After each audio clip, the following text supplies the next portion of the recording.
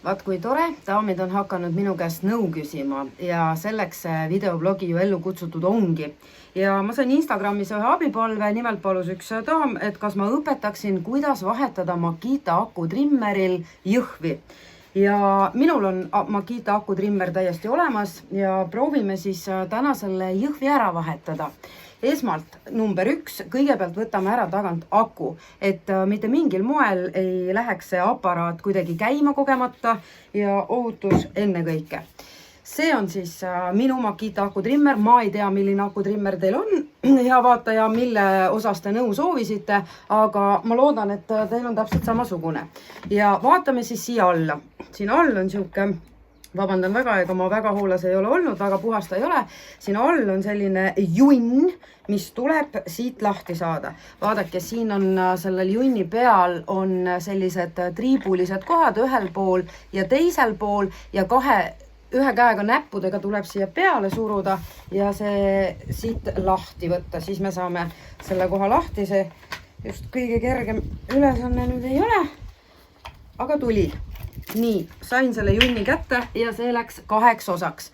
Siin sees on siis selline osa, kuhu peale on keritud see jõhv ja siis selline kate. Selle katte paneme praegu kõrvale ja võtame siis ette selle, kus peal jõhv käib. Ma võtan kindad käest ära, sest mulle tundub, et mul on palja käsi seda natuke parem teha.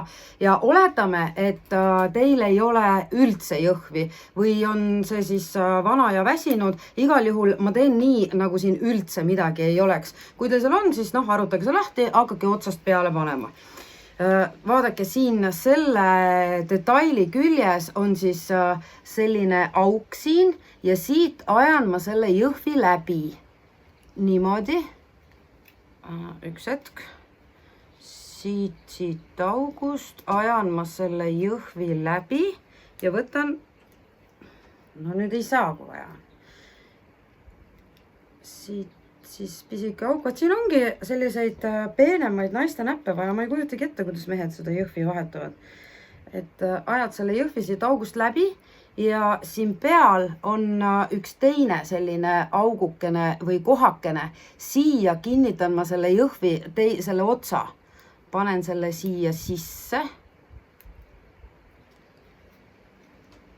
Ja nüüd on see siin nagu kinni. Tõmban selle siit pingule. Tõmban pingule ja kerin selle jõhvi siia selle nii-öelda pooli peale ja see on nagu õmblusmasina pool, mulle tundub, ja siin peal on ka nooled, kumba pidi see tuleb kerida, nii pidi ja kerige see palun niimoodi, et ta nagu üksteise peale väga, et ta risti-rästi siin ei oleks, muidu ta võib siin all pärast, lihtsalt ma kujutan ette, et ta võib pooma hakata, nagu õmblusmasina niiti siis kerime pooli peale ja vaadake siis, kui pikka jõhvi te umbes tahate siia jätta, ehk et siin selle all, et kui ma proovin, nii laialt ma ju ometi niitma ei hakka, ma kerin seda natukene veel siia peale, ilusti sirgelt, väga hea näeb välja, nii, kas niimoodi nüüd, kui ma ta siia tagasi panen, siis ta jääb ikka siit alt veel natuke välja, umbes niimoodi ja siin peal on veel sellised klõpsud, nüüd kinnitan ma selle siia klõpsu vahele, nüüd võtan selle teise osa, mis enne ära jäi ja panen, siin on nüüd siis üks auk, kus see jõhv välja tuleb, see pool jääb peale poole, kus need klõpsud on ja siit panen selle läbi, siit august, see läheb siia sisse, niiviisi.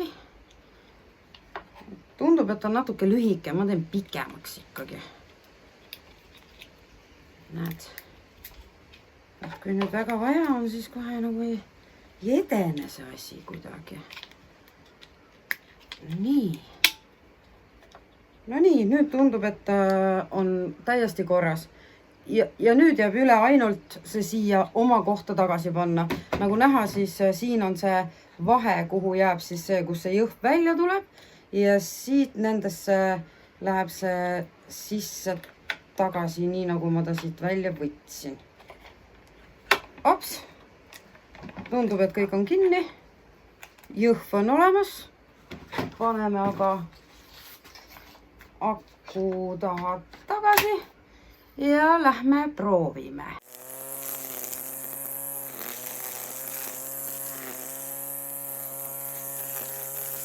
Ja imehästi töötab mu trimmer. Kui teil on veel küsimusi, kui te arvate, et ma võiksin saada kuidagi aidata, siis pöörduge julgelt. Vaatame, mis me koos ära teha saame.